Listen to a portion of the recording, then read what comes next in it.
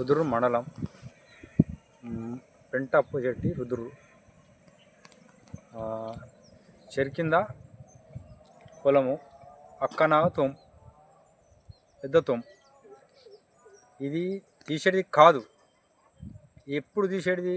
చెరుకు అపాయం వచ్చేది అది తెగిపోతున్నది అంటే చెరుకు లేపేది. ఇప్పటిదాకా లేపలే. నాకు ఇప్పుడు 50 చిల్లర ఉన్నది సంవత్సరం. నాకు 55 దాకా ఉన్నది. అప్పటి నుంచి చూస్తున్నా, ఇప్పటిదాకా లేపలే. ఈ 4 సంవత్సరాల నుంచి అక్కడ చెరువు 300 ఎకరాల చెరువు ఇది. ఇప్పుడు 200 ఎకరాల చెరువు ఉంది. ఎవరు కూడా పట్టించుకోవచ్చారు అది చెరువుని. వాళ్ళు నాటుకుంటే ఎక్కడ దాకా వచ్చారు? 100 ఎకరాలు కబ్జా చేసుకున్నారు మీది వేలు చిల్లర. ఏమరావు పట్టించుకోకొచ్చారు. వీళ్ళు మన పంచాయతీ వాళ్ళు కానీ వాళ్ళు ఎవరు కూడా పట్టించుకోవచ్చు. ఏంది వచ్చిన చిల్లర ఈ తూము గుంజేస్తుందిరా, పెద్ద తూము ఉంది, ఇది గుంజేస్తుంది, లేపి ఇది ఒకటే పట్టిండ్రు బస్. అక్కడ వచ్చే అదే మాట ఇక్కడ. మరి ఎందుకు సార్ మరి ఇది అంతా? అక్కడ ఒక షెల్టర్ పెట్టండి, అక్కడ ఆగలిపోతాయి. మీ పంట కాదు, మీ పంట నష్టం కాదు, మా పంట కూడా నష్టం కాదు. ఇట్లా 4 సంవత్సరాల నుంచి ఇదే గతి సార్. ఎట్లా చేయాలా అని అంతగా అడిగే రాట్న. ఈ తూమ్ చేయవాటి ఈ తూమ్ చేసుట్లా నా పంట 4 సంవత్సరాల నుంచి ఇంతకుముందు కాలేదు.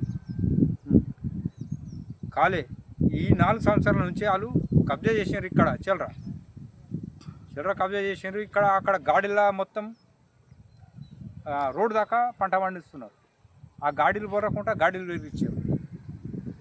ఇక్కడ ఈ తూములు తెప్పిస్తున్నారు. మా పెద్ద రైతులు, మన రుద్దురు రైతులు. ఇది సార్, ఇది లేపుతున్నారు.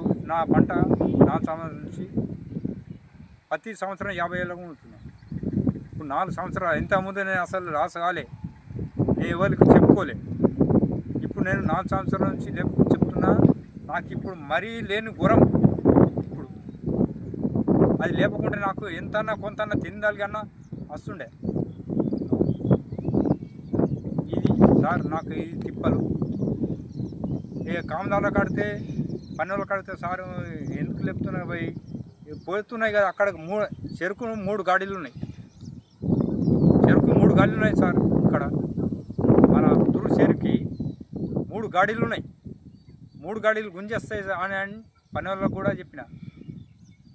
లేదు, చెరుకట్ట దిగిపోతే నీకే నువ్వు బాధ్యత, నువ్వు పట్టిస్తావా అని పనులు నా మీద.